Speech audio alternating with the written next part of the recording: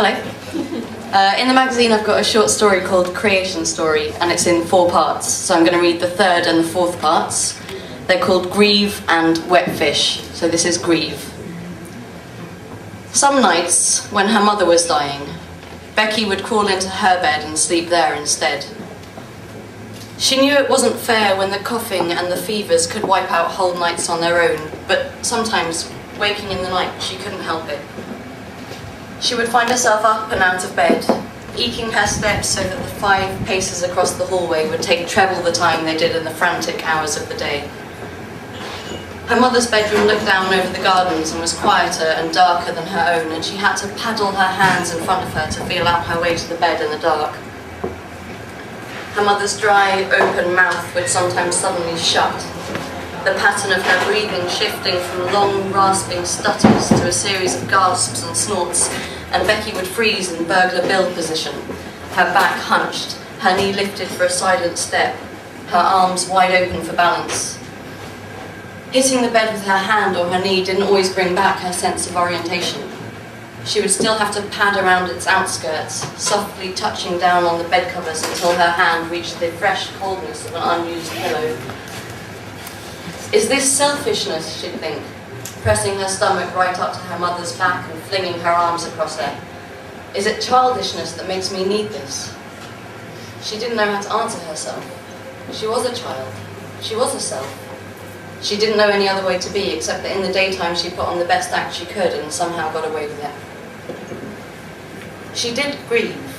She'd never say she hadn't grieved, because there's no way around it. There's no way not to grieve.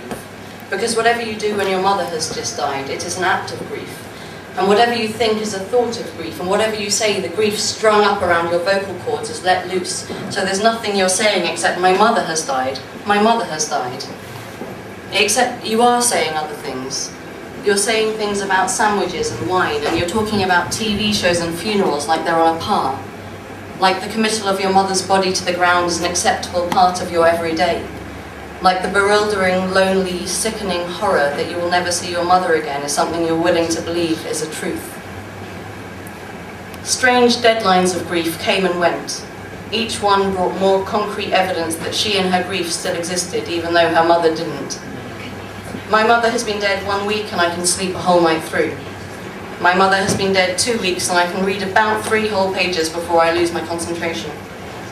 My mother has been dead 2 months and I can make the best green curry this side of Thailand.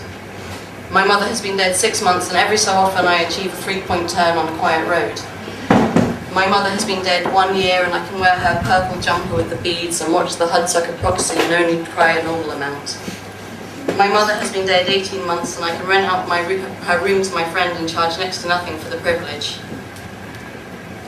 In the other, non-concrete world, the grief wasn't shifting.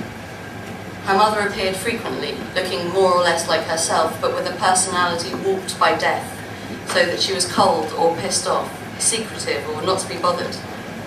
Becky was always missing the mark, breaking down in floods of tears when she was supposed to know that nothing was up, asking the unanswerable, knowing or not knowing, or knowing and not knowing that her mother was dead, and being so overcome with joy to see her that it was a turn-off.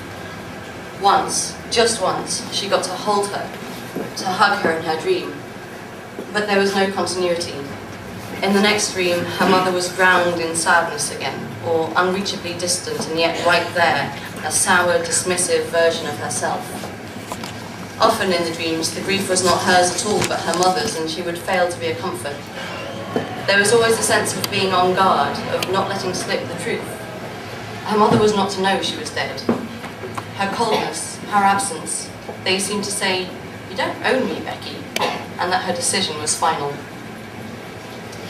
Wet fish. She is picking at the overcooked sole on her plate, having scoffed the mash with more gusto than decorum, when Peter, who they'd sat her next to as a potential setup, leaps up from his seat like it's attempted to bite his arse, and she realised she's elbowed her wine all over his lap. Fucking dinner parties. Martha pushes a pile of napkins into her hand, like she's going to be the one to mop up the mess, and Dan rushes off to get the dustpan and brush, and there are lots of oohs and laughter, and don't worry, Becky, it wasn't real crystal. The wine is white, and a something or other of great importance that has been talked about at length, But Peter is acting as if the wine is not only going to stain, but actually burn through his trouser leg, and is attempting to avert disaster by pouring a whole bottle of Perrier over himself. This makes Becky like him a lot more. Not so Martha and Dan, who are very into their fixtures and fittings and are quietly convulsing as their carpet begins to fizz. This Peter person comes across as a bit of a wet fish, but she gets the sense he might be a tuna or a swordfish beneath it all. He doesn't drink. He doesn't smoke either, but he joins her outside on the roof terrace and glances sideways at her when she lights up her second cigarette. "Don't," she says. "I know. My mother died of lung cancer." He takes a moment and then says, "I thought you seemed sad."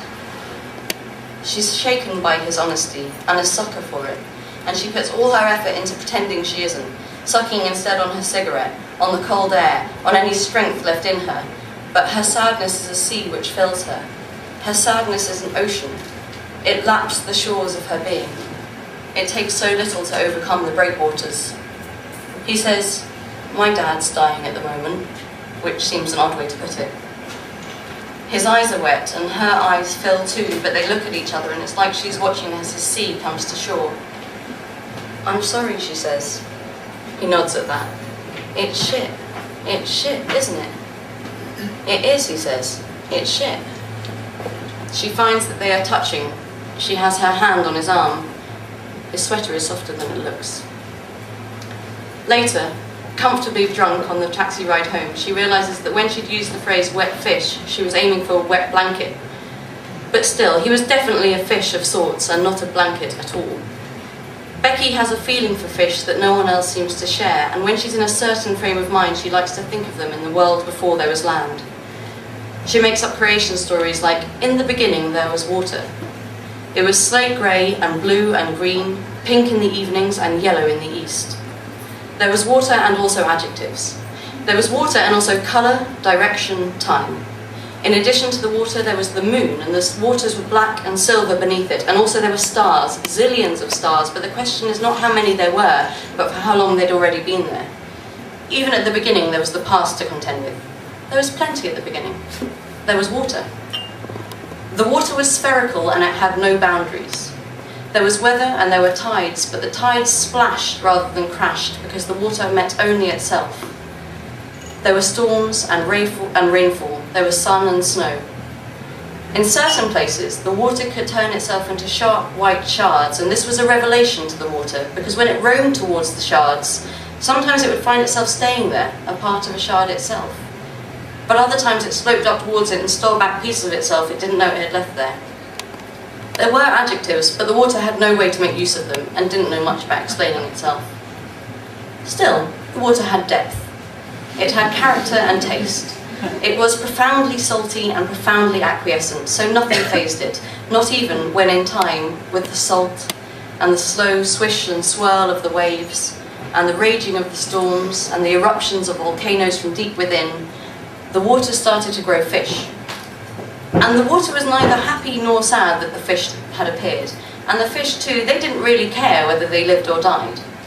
They would dart and weave near the surface of the water, but this was only a guise of nerves, because further down in the depths they also darted and weaved, and it was not a sense of impending doom that made them go, but something else, something like the innate fishiness of being, in which all you've got to do is dart and weave, breathe, feel the feathery brush of fins against your scales, nibble the edges of plants and cannibalise without mercy, shit, leave fertilised eggs in the hollows of rocks and never think of them again, grow bigger, grow older, and stop.